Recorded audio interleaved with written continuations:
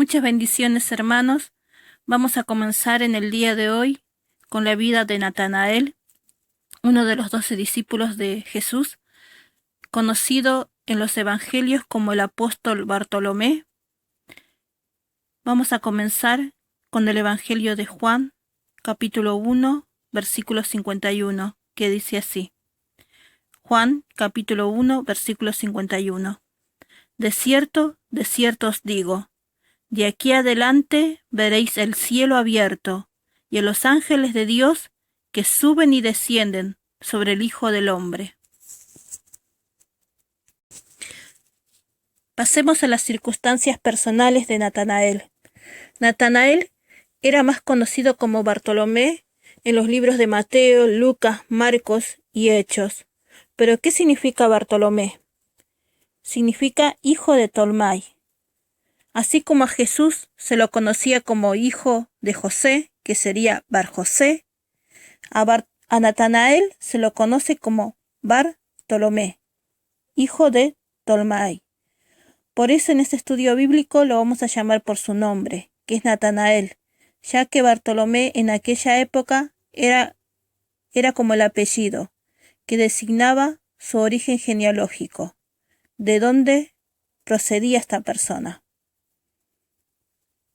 Así también en Juan 21 podemos ver que Natanael nació en Caná de Galilea, era el lugar donde él habitaba. Caná de Galilea era un pueblo pequeño, pero muy cercano a Nazaret, por lo cual había una estrecha relación entre sus habitantes. Es por eso que la familia de Jesús se encontraba en la boda de Canaán cuando sucedió el milagro de la transformación de agua a vino. Otro de los datos que conocemos de Natanael es que era pescador. Esto también lo vemos por Juan 21, que nos dice la palabra de Dios que 7 de los apóstoles se fueron a pescar y Jesús se les apareció en el mar de Tiberia, que era el lugar donde se encontraban, era una costa del mar de Galilea, y produjo el milagro de la multiplicación de peces.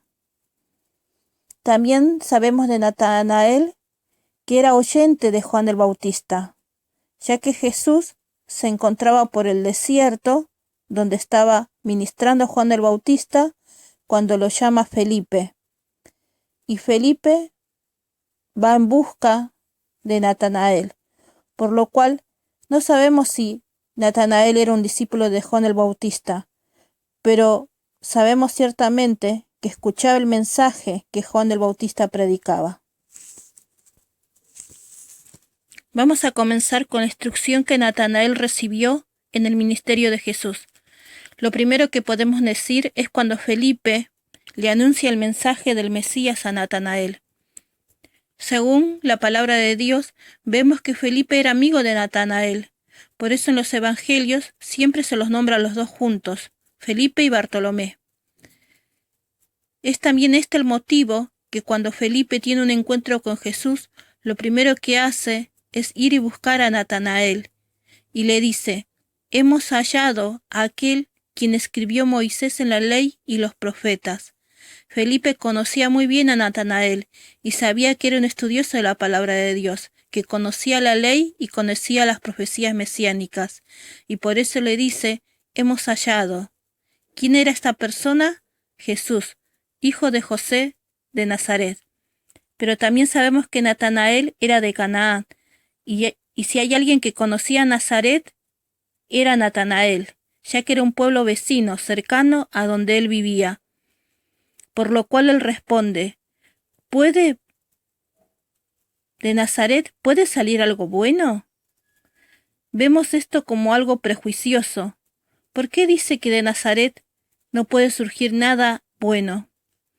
Algunos piensan que era más que nada un error en cuanto a las profecías mesiánicas, ya que el Mesías tenía que venir de Belén y no de Nazaret.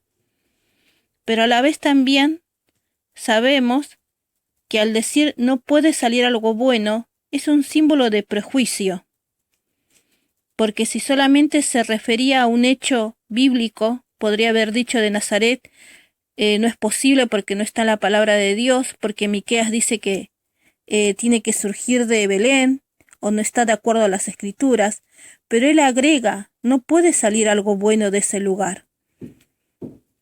Natanael conocía muy bien este pueblo, era muy cercano el donde él vivía. Sabía que era un pueblo que estaba lleno de ladrones y personas ignorantes de bajo recurso. Y esta idea hacía surgir de Natanael que nada puede salir bueno de Nazaret, ya que solamente ladrones viven en aquel lugar. El prejuicio era muy normal en el pueblo de Israel en aquellos tiempos, y Natanael no se libraba de estas características. Esto lo podemos ver aún en las iglesias de hoy, que no debe existir el prejuicio. Sabemos que el prejuicio es emitir un juicio antes de conocer los hechos. Muchas veces se escabulle esto en la iglesia de Dios, pero nosotros debemos esperar en las promesas de Dios. Hay veces vemos personas que llegan a la iglesia que pareciera que no hicieron nada bueno con su vida, y que comienzan a congregarse y pasan los meses y aún no cambian, sino que siguen igual como eran. Y creemos nosotros, en nuestro prejuicio, que nunca va a llegar a ser un buen cristiano. Pero debemos también creer en las promesas de Dios, que nuestras vidas están en las manos de Dios, y no debemos pensar con prejuicio, sino debemos creer que Dios puede hacer algo nuevo, que Dios puede cambiar y transformar nuestras vidas. Nosotros por sí solos no. Y así también como Natanael va a aprender que de Nazaret puede salir algo bueno, que iba a ser el Mesías. Pero frente a esta respuesta, Felipe no trata de argumentar en contra de lo que dice Natanael, sino simplemente le dice: ven y ve, corrobóralo por ti mismo. Lo bueno que tenía Natanael, que frente a su perjuicio, lo gana su corazón de la búsqueda de la verdad. Natanael buscaba al Mesías y dice: no voy a perder nada yendo y viendo lo que está pasando. Cuando Jesús lo ve, dice de Natanael: este es un verdadero israelita, en quien no hay engaño. Vemos con todo esto que un verdadero israelita era una persona de oración, una persona que conocía la palabra de Dios y todo lo que hacía. Y al decir Jesús que este era un verdadero israelita y que no había engaños, en aquella época los religiosos, Jesús los llamaba hipócritas. Pero Natanael era una persona religiosa, pero era una persona también sincera, que realmente buscaba a Dios. Pero Natanael le hace la siguiente pregunta: ¿de dónde me conoces? Jesús le responde: te vi sentado debajo de la higuera. En aquella época se usaba la sombra de la higuera para ir a orar o meditar sobre la palabra. Esto lo vamos a ver en Miqueas 4:4 y en Zacarías 3:10. No sabemos exactamente qué pasó debajo de la higuera, pero se nota que era algo importante, que solamente Dios podía conocer. Y al verse descubierto por Jesús, Natanael podía ver la omnisciencia de Dios en Jesús. Entonces Natanael le responde a Jesús: Rabí, tú eres el Hijo de Dios, el Rey de Israel. Fue uno de los pocos discípulos que llamó a Jesús como Rey de Israel. Pero él, al conocer la palabra, tuvo un inmediato encuentro con el Señor, por lo cual sabía que el reinado de Jesús iba a iniciar. Pero Jesús le responde: por lo que te dije, ¿crees? Verás aún cosas mayores. Y después Jesús le comienza a hablar sobre la escalera de cielo que había visto Jacob. Natanael conocía, porque conocía la vida de Jacob, ya que conocía las escrituras. Si vamos a ese acontecimiento, sabemos que Jacob en aquellas épocas estaba huyendo de su hermano Esaú, por haberle robado la primogenitura. Cuando se encontraba en el desierto, mientras dormía, dice que se le apareció una visión, donde se le apareció una escalera, donde ángeles subían y bajaban, y Dios se encontraba arriba. En ese momento, Dios le hace una promesa a Jacob: yo estoy contigo, te guardaré y te volveré a traer hasta que se cumpla la promesa. Y dice en Génesis 28 que Jacob llamó a aquel lugar Betel. Todo esto conocía Natanael sobre la vida de Jacob y sabía que el reino de Dios estaba comenzando, que ángeles del cielo iban a descender. Eso solamente significaba milagros. Natanael sería el primero que sabría cómo sería el ministerio de Jesús, ya que Jesús se lo dijo. Y como Natanael creía en lo que Jesús le había dicho, nunca más lo cuestionó. Y eso lo vemos en la Escritura, que nunca cuestionó los hechos de Jesús. Sabía que simplemente se estaban cumpliendo lo que las profecías habían dicho. Lo último que conocemos de Natanael es cuando se fue a pescar con los 7 apóstoles, que se encontraban en el mar de Tiberia, y donde Jesús multiplicó los peces. Pero de ahí, después lo vamos a ver solamente en el libro de los Hechos. Las metas que Natanael alcanzó en el ministerio de Jesús. Sabemos que en Pentecostés Natanael fue lleno del Espíritu Santo, y su ministerio no se estancó en Jerusalén, sino que se fue mucho más lejos llevando la palabra de Dios. Según los escritos de la iglesia primitiva, se dice que Natanael ministró en Persia, lo que antiguamente se conocía como Nínive, y llegó a la India y hasta aún dicen a lugares de Armenia.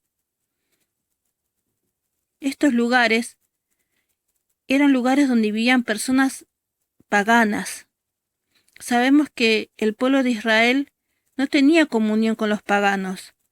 Lo máximo que llegaban a conocer eran a los griegos o a los romanos, que eran paganos pero eran considerados civilizados. Llegar a India era llegar a la incivilización, donde no había ley, donde solamente vivía gente de malas actitudes y pecaminosa. Pero hasta ahí llegó Natanael. Con esto podemos ver que Natanael ya no tenía el prejuicio de separar personas buenas y personas malas de acuerdo al lugar donde vivían, sino que él veía que Cristo podía transformar esas personas y llevarlas al camino de Dios. No sabemos exactamente cómo murió Natanael, pero según la tradición, dice que fue metido en una bolsa, atado y luego echado al mar, y murió ahogado. Otros dicen que fue crucificado. Pero lo único que tenemos como certero es que Natanael fue martirizado en algún lugar, como muchos de los apóstoles. Natanael sabía que es necesario que el grano de trigo muera para que dé muchos frutos.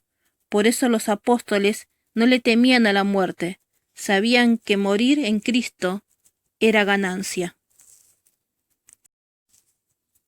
Vamos a terminar con este texto que dice en el Evangelio de Juan, capítulo 1, versículo 51. De cierto os digo, de aquí adelante veréis el cielo abierto y a los ángeles de Dios que suben y descienden sobre el Hijo del Hombre. Esta es una promesa de Dios. Cuando dice la palabra de cierto os digo, significa que es una promesa fundamental, es una promesa para todos y todos los tiempos. No se puede salir de esta promesa a aquellos que creen en Jesús como Rey y Señor de sus vidas. Pero también esta promesa lo que nos dice es que ángeles suben y bajan desde el cielo. Esto podemos ver que es el mover espiritual de Dios, que Dios siempre está actuando sobre nuestras vidas, que no hay una división entre el cielo y la tierra, sino que a través de Jesucristo se unificó todo, y que Dios está dispuesto a hacer milagros. Es por eso que nosotros creemos en los milagros de Dios, que Dios mueve su reino celestial para sus hijos, y que este reino tiene un sostén, que es la promesa del Hijo del Hombre. ¿Qué diferencia? Porque Natanael cuando conoce a Jesús lo llama el Hijo de Dios, pero Jesús se presenta como el Hijo del Hombre. ¿Cuál es la diferencia entre Hijo de Dios e Hijo de Hombre? El Hijo de Dios indicaba la parte celestial de Jesucristo, la parte divina del ser el Hijo de Dios, el Rey. Pero cuando se le designa como el Hijo del Hombre, es la parte terrenal. Es la parte en donde Jesús nació como un bebé indefenso y fue cuidado en los brazos de su madre. Jesús pasó muchas dificultades en la tierra, supo lo que era el dolor del hombre, vio a su padre morir, dejando a sus hermanos huérfanos. Él era el hijo mayor, por lo cual se tuvo que hacer cargo de su familia como carpintero. Sabía sobre las responsabilidades, sabía sobre las carencias, sabía lo que significaba ser tentado. Dice la palabra de Dios que Él fue tentado en todo. Y algo que también nos dice, según lo que vemos, lo que pasó en el desierto, que Él fue tentado aún de las riquezas, del poder, de la exaltación. Saben que la tentación es algo que te seduce, algo agradable, pero significaba que aún por el amor de Dios Él estaba dispuesto a renunciar de todo esto para que se cumpliese las promesas de Dios. Jesús, como hijo de hombre, lloraba, se entristecía, sabía lo que significaba obedecer sin querer hacerlo, suplicando con lágrimas que se pase la copa, pero por amor al Padre era mejor obedecer hasta la muerte. Si alguien entiende sobre el dolor humano, es el Hijo del Hombre. Pero también nosotros tenemos la promesa terrenal, de cuando se dijo que había esta escalera del cielo. Sabemos que la promesa que Dios le dio a Jacob, yo estaré contigo y te guardaré hasta que vuelvas. Sabemos que el Señor está con nosotros, hermanos. El Señor tiene una escalera entre el cielo y la tierra. No estamos acá separados de Dios, estamos con Dios a través de la sangre de Jesucristo, por lo cual Él nos promete guardarnos y estar con nosotros siempre, hasta que un día nos encontremos con Él. Que el Señor los bendiga, hermanos.